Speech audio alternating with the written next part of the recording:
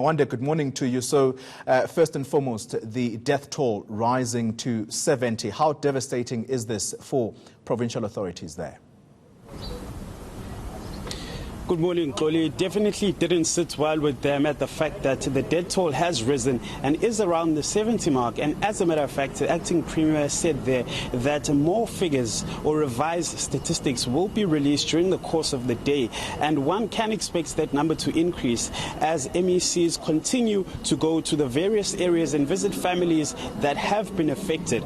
So once they go to other areas, because he mentioned the fact that the areas that were affected the most were eThekwini, Ugu, King Cetshwayo and Herigwala. Now, the officials are going around through all those areas and finding out exactly who has been affected and how. And once they've completed their tour visiting families, we may as well expect those numbers to increase, which will be catastrophic because no one really expected that the loss of life would amount to the numbers that we're seeing. In fact, any loss of life is not something that anyone would want to see. But unfortunately, that's how powerful and deadly these floods have turned out to be. Mawanda, one of the key questions that journalists were asking the acting premier there was the issue of the storm water drainage system and lots of criticism, in particular where you were yesterday in Amanzimtoti.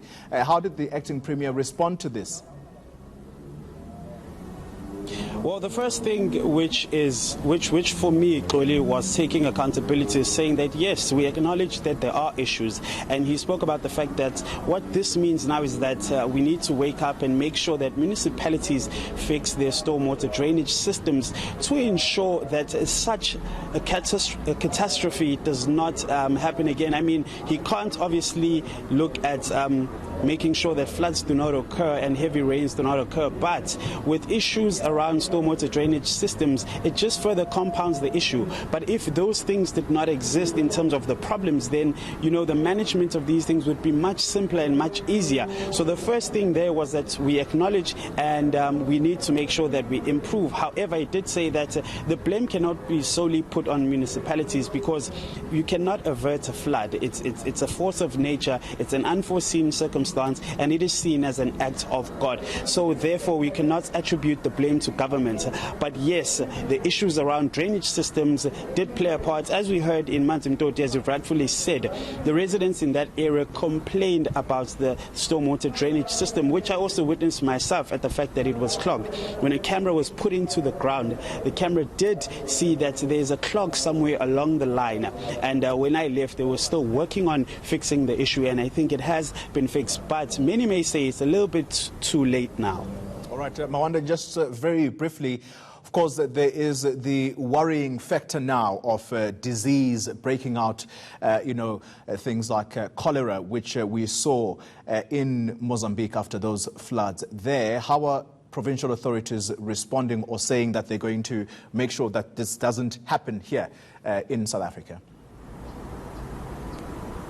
Well, what the acting premier said is that mop-up operations should be finalized and completed by the end of this week. Now, before the weekend, Xoli, I think we are left with about 1 day if we exclude the weekend. However, he said that they are working hard to ensure that mop-up operations are completed as soon as possible because outbreaks such as the ones that you've mentioned of cholera and the likes are something that could evidently come to play here. And we know that the most impoverished are also found in some of the areas affected, and they would be the most affected by such outbreaks. But the provincial government is working hard to ensure that we don't have any further calamities. So we would hope that mop-up operations do get completed quite quickly. But on the bright side is the fact that the sun has come out. So we would say that maybe the rains have stopped for now, and also that the water will dry out in other areas. When I went to the Amanzimtoti, there was no sign or any trace of water, and the soil along with the sand was starting to dry out. So hopefully that is what we'll see in other areas as well. But some areas are still waterlogged, and hopefully that will be sorted by the end of this week. Mawanda Keswa live for us at the Durban Country Club.